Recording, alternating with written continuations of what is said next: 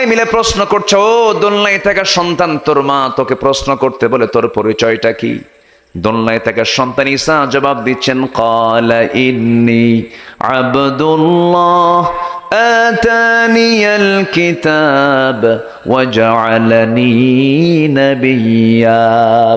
আমি হলাম আল্লাহর গোলাম, আল্লাহ পাক আমাকে ইনজিল কিতাব দান করেছেন, আমি হলাম নবী। আর এই মহিলা যাকে তোমরা ষড়যন্ত্র করছো, এই মহিলা একজন নবীর মা, খবরদার বেয়াদবি করা যাবে না। যেরকম সুবহানাল্লাহ। জিব্বায় কামড় মেরে উপস্থিত লোকজন করে, হায়রে কি কামটা করলাম, আমরা জাকিরিয়াকে মেরে ফেললাম, আমরা এমন করে এই মহিলাকে গালিগালাজ দিলাম। এতটুকু ধৈর্যের কারণে আল্লাহ পাক ছোট্ট বাচ্চার মুখ থেকে কথা বের করে নিয়েছেন। যেরকম সুবহানাল্লাহ। কয়জন শিশু দোলনায় কথা বলেছে? আরেকজন হচ্ছে সাহেবে জুরাইস। আরেকজনকে সাহেবে জুরাইস। এই জুরাইস বড় আল্লাহওয়ালা ছিলেন। বনি ইসরাইলের ঘটনা, এটা রাসূল নিজে বর্ণনা করেছেন, সহিহ বর্ণনা। এই সাহেবে জুরাইস একদিন সেজদায় পড়ে নামাজ পড়ছে, কাঁদতেছে, মা ডাকে। কে ডাকে? মা ডাকে। মার ডাক তিনি শুনলেন, ওইদিকে সেজদায় পড়ে কাঁদতেছেন। তিনি ভাবলেন সেজদাটা শেষ করেই সালামটা ফিরে মার ডাকে সাড়া দেব, কিন্তু মা বিরক্ত হয়ে গেছে।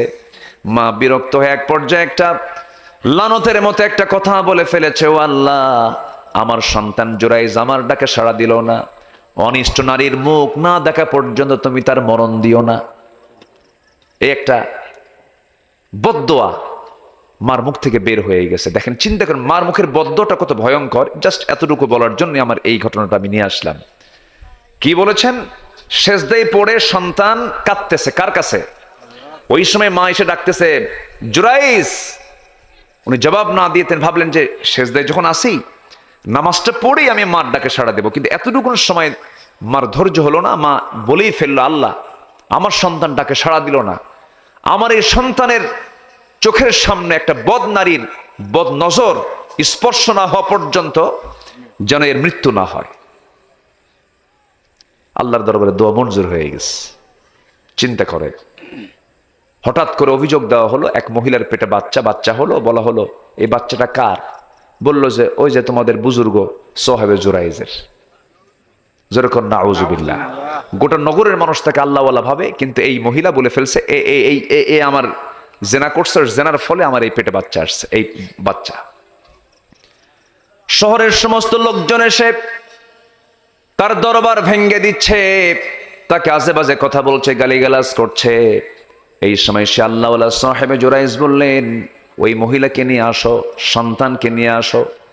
মহিলার সন্তানকে যখন নিয়ে আসা হলো, মহিলার সামনে উপস্থিত জনতার সামনে ওই আল্লাহওয়ালা ব্যক্তি তাকে প্রশ্ন করছে, ছোট্ট বাচ্চাকে, ও দোলনায় থাকা সন্তান, তোর পরিচয়টা কি, তোর বাপটাকে?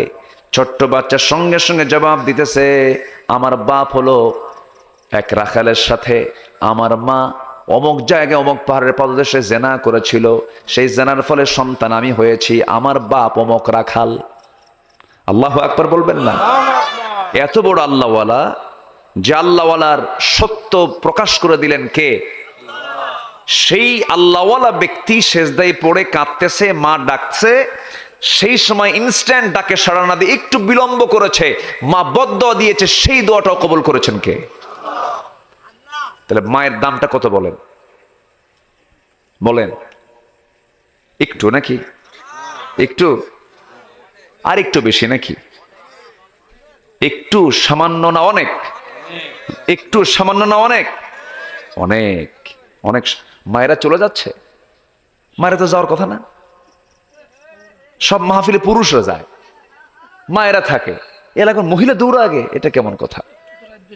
মায়েরা থাকেন। হ্যাঁ, বাচ্চারা কান্নাকাটি, আমি শেষ করে দিই নাকি দোয়া করে দেবো? আলোচনা চালাবো?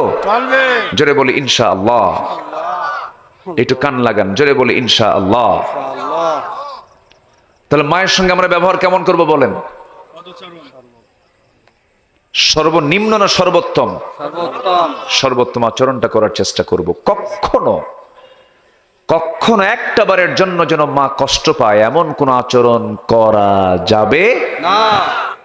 বরং এটা ভাববেন যে মা মুখ থেকে যা বলে, যেরকম কোর্টের জজ আদালতের জজ একটা রায় দেওয়ার পরে সেই জায়গায় ধরেন যে ফাঁসির আসামি যদি একবার বলে ফেলে, ফাঁসির আসামিকেও যদি বলে ফেলে যে আমি বেকসুর খালাস দিয়ে দিলাম, কোর্ট যদি বলে ফেলে আর কিচ্ছু করার থাকে না। একটা আদালতের বিচারপতির কি বলে, আদালতের জজের মুখের ভাষা যেমন আইন হয়ে যায়, আমার মা মুখ থেকে যা বের করেন সেটা আইন হয়ে কার দরবারে কবুল হয়? এই জন্য মার সাথে আমরা কখনো খারাপ আচরণ করতে যাব না। কোন এক ইমাম, কাবার ইমাম, কতটুকু সঠিক আমি জানি না, অথেন্টিক সোর্স ওই রকম ভাবে আমার কাছে আসেনি, জাস্ট আমি শুনেছি। এক কাবার ইমাম হয়েছেন, তো ছোট্টবেলায় খুব দুষ্টামি করত, খুবই দুষ্টামি করত। তো এক পর্যায়ে রাগ করি বলে ফেলছে, তুই বড় হলে আর কি হবি? কাবার ইমাম হবি, যা। কিসের ইমাম হবি? বড় হয়ে আল্লাহ পাক তাকে কাবার ইমামই বানায় দিছে। এই জন্য বাপমা রাগের মাথায় যা বলে সঙ্গে সঙ্গে তাই কবুল হয়ে যায়।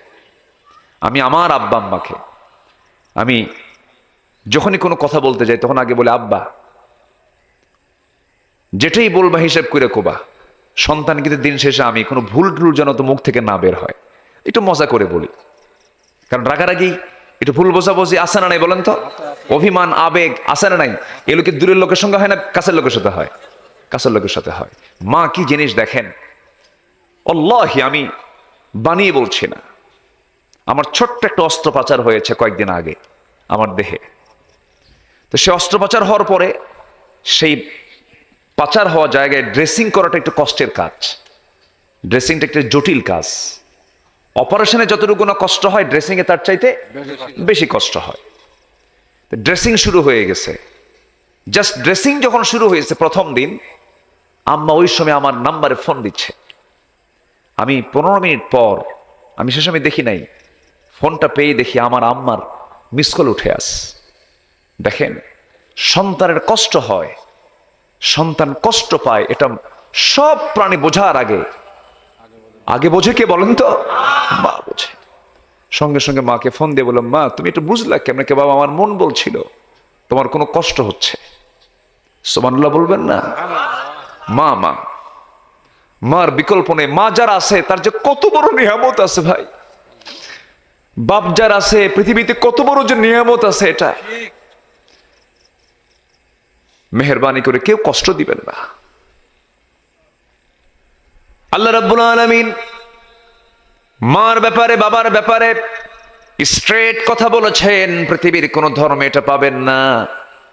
গোটা পৃথিবীর সমস্ত ইবাদত আপনি করে শেষ করে ফেলেছেন, মার সঙ্গে নাফরমানি করেছেন, বাবার সঙ্গে খারাপ আচরণ করেছেন, আর শাজিম পর্যন্ত আপনার কোনো সওয়াব যাবে না, নট অ্যালাউ। কিন্তু যদি আব্বা আম্মা যদি খুশি হয়ে যান এবং আপনি যদি আব্বা আম্মার জন্য দোয়া করেন, বাপ মার জন্য সন্তান দোয়া করে, সন্তানের জন্য বাপ মা দোয়া করে, সেই দোয়া বিদ্যুতের গতির চেয়েও দ্রুত গতিতে আমার আল্লাহর আরশ আজিমে পৌঁছে যায়। জোরে বলি সুবহানাল্লাহ। দিল খুলে সবাই বলুন, রব্বিরহামহুমা কামা রব্বায়ানি সগীরা। সবাই বলুন, রব্বিরহামহুমা কামা রব্বায়ানি সগীরা। আল্লাহ কবুল করুন, জোরে বলি আমিন।